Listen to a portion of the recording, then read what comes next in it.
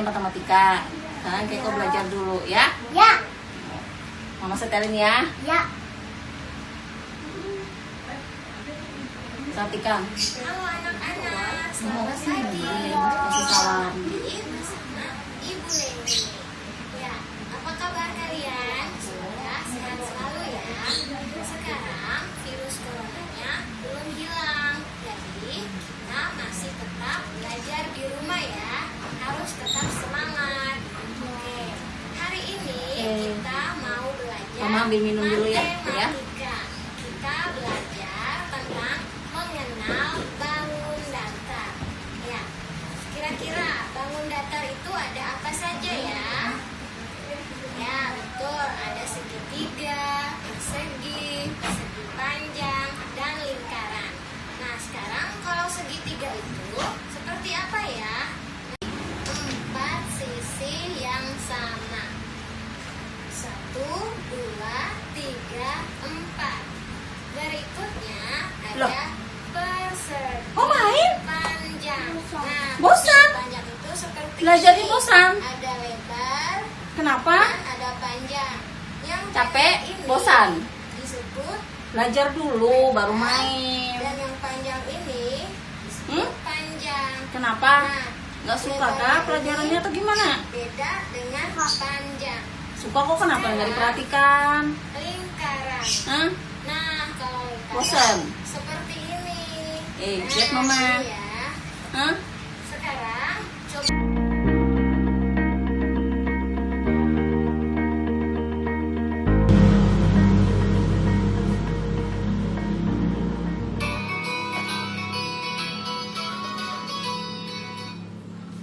Halo, selamat pagi.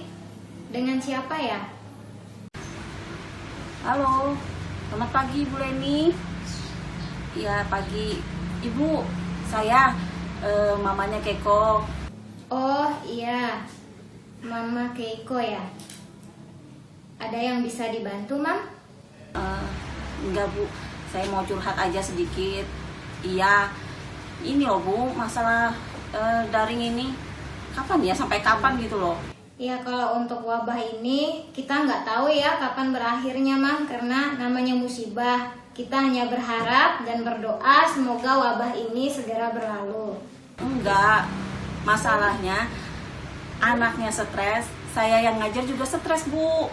Iya, nah gimana, biasanya kan dia kalau saya yang ngajarin lawan, mesti inilah itulah banyak alasan. Bahkan saya SPP jalan terus nih Bu, gimana? Tapi nggak ada solusinya. Kalau sekolah belajar di rumah terus, udah gitu kita kan harus pakai online kan Bu, paketnya lagi, biaya lagi Bu, gimana? Nggak ada jalan keluar yang lain apa gitu loh Bu. Iya. Iya. Ya, kalau untuk kesulitan ini Iya.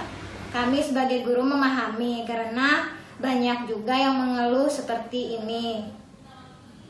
Ya, kami juga berusaha membuat pelajaran daring yang semenarik mungkin agar anak-anak di rumah tidak bosan. Iya, saya ngerti. Ya, sama-sama lah kita jadinya kan saling memahami. Cuma ya maaf loh Bu. Ini mungkin sekedar unek-unek saya aja. Saya paham posisi Ibu sebagai guru juga. Saya ngerti. Ibu juga di sekolah. Saya ngajar 31 orang. Saya di rumah cuma 1. Ya, cuma mungkin kan karena saya nggak biasa aja. Iya Bu. Ya Bu lah, semoga ini aja dah, semoga cepat selesai aja corona ini. Ya, jadi kita sama-sama inilah, sama-sama menghadapinya dengan sabar. Iya. Terima kasih ya, Mam, atas masukannya. Iya Bu, makasih. Tuhan Yesus memberkati Ibu ya. Amin. Makasih Bu.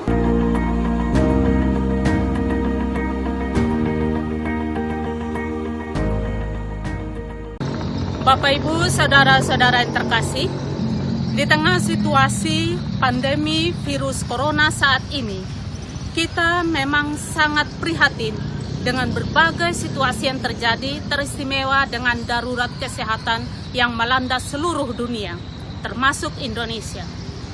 Pada saat ini pemerintah telah mengambil kebijakan khususnya untuk dunia pendidikan agar supaya anak-anak yang berada di bawah naungan dunia pendidikan dapat memperoleh kesehatan jiwa dan raga yang baik.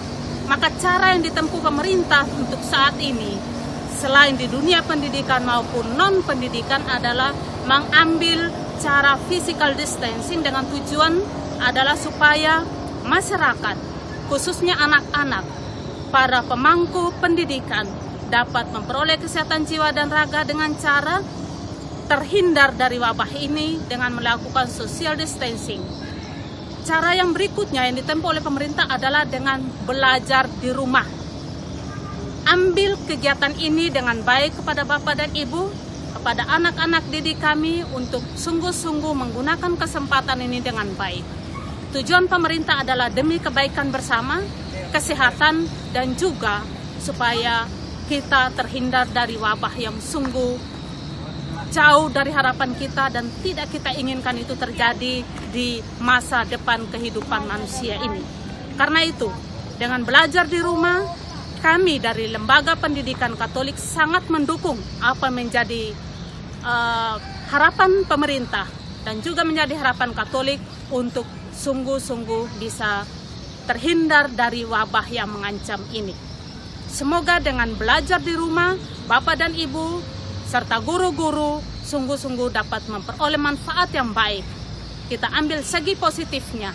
Semoga dengan begitu kita semakin menikmati hari-hari kita ke depan dengan lebih baik lagi sambil menunggu semua waktu ini berlalu dengan baik dan kita kembali belajar seperti biasa.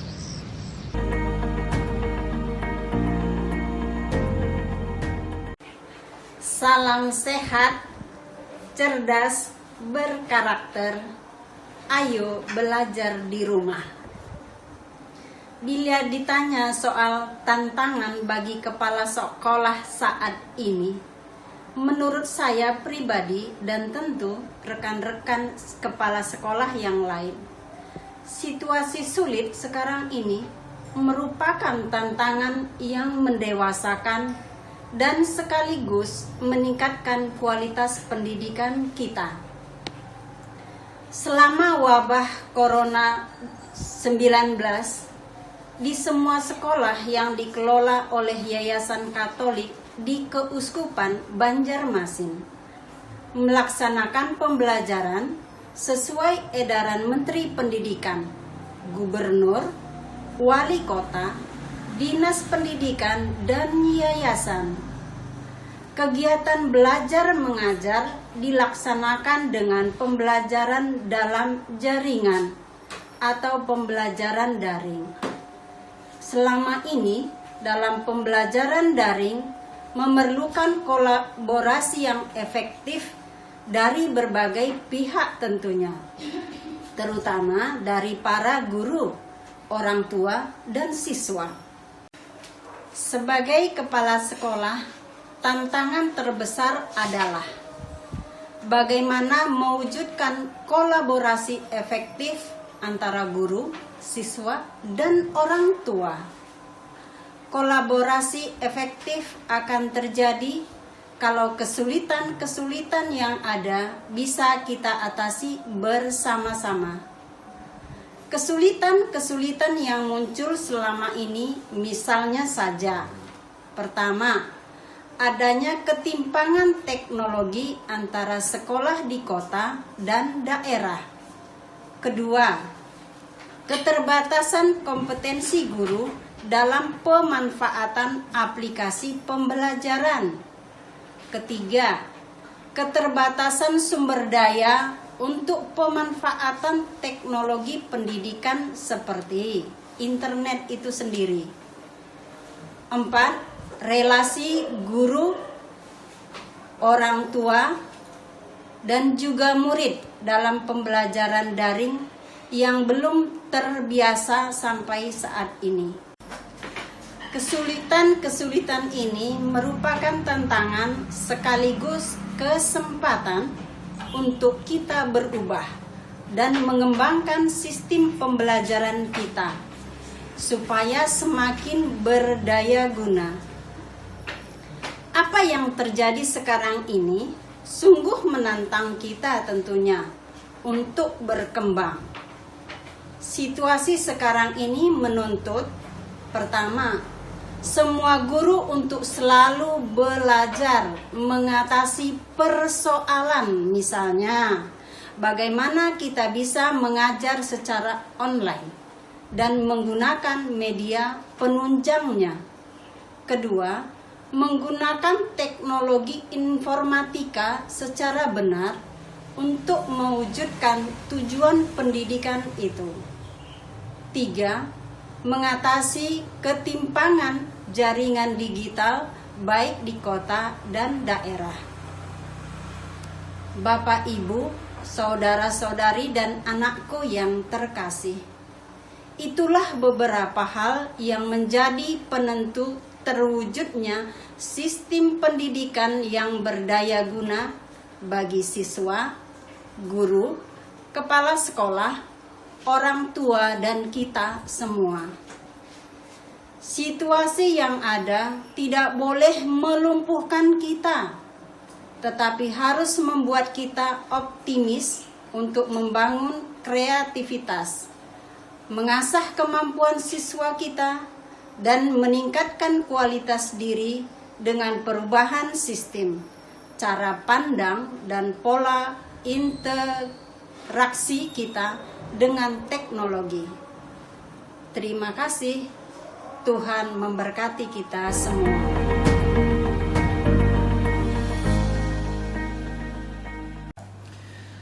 Bapak, Ibu, saudara sekalian terkasih, lebih-lebih insan pendidikan dan juga anak didik yang terkasih. Selamat bertemu dalam katekese dalam keluarga atau kateke ini. Semoga Bapak Ibu senantiasa diberkati Tuhan, sehat dan tetap semangat meskipun kita dalam kondisi wabah virus corona ini. Pada kesempatan ini saya ingin menyampaikan 1, 2, 3 hal sehubungan dengan situasi pendidikan kita pada masa wabah virus corona ini. Semakin banyak orang yang bingung, ini bagaimana, cemas, terus ini mau bagaimana? Ada banyak kegelisahan, kekhawatiran, dan pertanyaan di sana. Pada kesempatan ini saya ingin menyampaikan 1, 2, 3 hal itu supaya kita tahu duduk permasalahannya, supaya kita tidak bingung, tidak panik, tetapi siap sedia menghadapi situasi ini dengan sabar, dengan tabah, dengan terang, sehingga kita mampu nanti membuat langkah-langkah yang bijak sesuai dengan tuntutan zaman ini. Yang pertama, kita mesti melihat makna pendidikan yang paling mendasar. Pendidikan itu kalau kita melihat awal mulanya, misalnya pendidikan ketika belum ada sekolah, bayangkan. Ketika orang hidup di hutan atau di pantai. Untuk apa tuh pendidikan itu?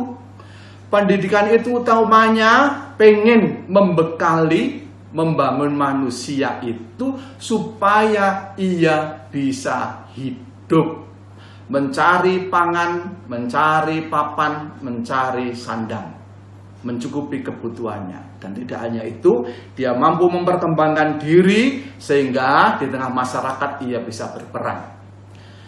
Sangat bagus dalam Konsili Vatikan kedua, lebih-lebih dalam deklarasi Educatio Gravissimum, dikatakan di sana, yang paling penting dalam pendidikan itu, bahwa pendidikan itu untuk membangun manusia. Dan kalau manusia itu terbangun dengan baik, harapannya dunianya pun menjadi baik, masyarakat menjadi baik. Maka kalau digarisbawahi, ada 3 yang paling penting. Sekolah yang baik, good school, kemudian good society, masyarakat yang bagus, dan itu dasarnya adalah good family, keluarga yang baik. 3 hal itu mesti diusahakan bersama-sama. Yang kedua, Bapak Ibu Saudara sekalian terkasih, masa ini kita memang memasuki masa pendidikan daring atau online. Mau tidak mau, inilah masa depan pendidikan kita, di mana pembelajaran tidak lagi seperti kemarin-kemarin di sekolah, tetapi bisa di rumah dengan melalui media yang ada, media komunikasi yang sangat canggih ini. Inilah masa depan pendidikan kita. Maka mau tidak mau, kita mesti menerima pendidikan model seperti ini. Hanya memang kita belum menemukan bentuknya.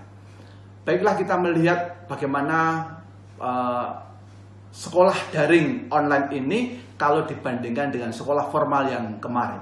Ada banyak perbedaan. Misalnya sekarang dengan daring tidak ada tatap muka lagi. Anak-anak bisa belajar bebas. Mungkin waktunya pun juga bebas, lebih ada kebebasan. Guru-guru itu tuntutannya juga lain. Kemudian sekolah pun mungkin tidak perlu bangunan yang gede, mungkin hanya 1-2 gedung pun cukup, karena anak-anak tidak lagi di sekolah. Ada banyak perbedaan. Tapi yang penting, manakah keunggulan dan kelemahannya kalau keduanya dibandingkan? Ini tentu membutuhkan studi lama kalau kita mau yang pasti bagaimana. Namun kita bisa melihat secara sekilas. Pendidikan daring atau online ini memang keunggulannya lebih membawa anak-anak pandai secara kognitif, nalarnya bagus. Namun kelemahan dan kekurangannya karena tidak ada tatap muka, tidak ada interaksi antara guru dan murid dan antara sesama murid, maka itu menjadi titik lemah dari sistem pendidikan daring atau online ini. Oleh sebab itu, yang paling menjadi perhatian kita, bagaimana dalam pendidikan daring online ini supaya pendidikan manusia yang seutuhnya, karakter yang baik itu tetap bisa terpenuhi. Supaya kalau pendidikan manusia yang baik itu tercipta, terlaksana, harapannya seperti tadi, terjadilah masyarakat yang baik pula. Pendidikan daring ini menyadarkan kita peran keluarga-keluarga. Tidak lagi hanya sekolah yang penting, tetapi keluarga-keluarga terus untuk mendampingi anak-anaknya. Yang ketiga, yang terakhir, masa depan pendidikan kita itu memang masa depan pendidikan daring online ini. Kalau kita tetap mau mengadakan sekolah, maka sekolah masa depan itu titik beratnya paling utama bukan lagi pengetahuan seperti kemarin-kemarin, tapi titik beratnya adalah soal membangun karakter, membangun kepribadiannya. Itu yang paling utama. Maka kalau ada sekolah, ada pertemuan, perjumpaan tatap langsung, bagaimana di sana bisa sangat efektif membangun pribadi manusia itu. Dan yang kedua adalah sekarang pengetahuan tersedia banyak, maka yang penting adalah membuat murid-murid menjadi kreatif. Dan kreatif itu tidak akan muncul tiba-tiba, tapi mesti harus belajar banyak. Dan belajar banyak sekarang dunia internet menyediakan banyak pengetahuan. Dengan belajar banyak, harapannya muncullah kreativitas. Tanpa kreativitas, masa depan jangan harap orang menjadi sukses. Demikian Bapak Ibu, 1, 2, 3 hal yang bisa saya sampaikan. Moga-moga sedikit mencerahkan dan membuat Bapak Ibu sedikit tenang, semua mengerti permasalahan pendidikan yang sekarang kita alami ini. Akhirnya selamat mendidik anak-anak kita. Semoga mereka menjadi generasi milenial yang sungguh mampu membangun dunia menjadi lebih baik. Tuhan memberkati.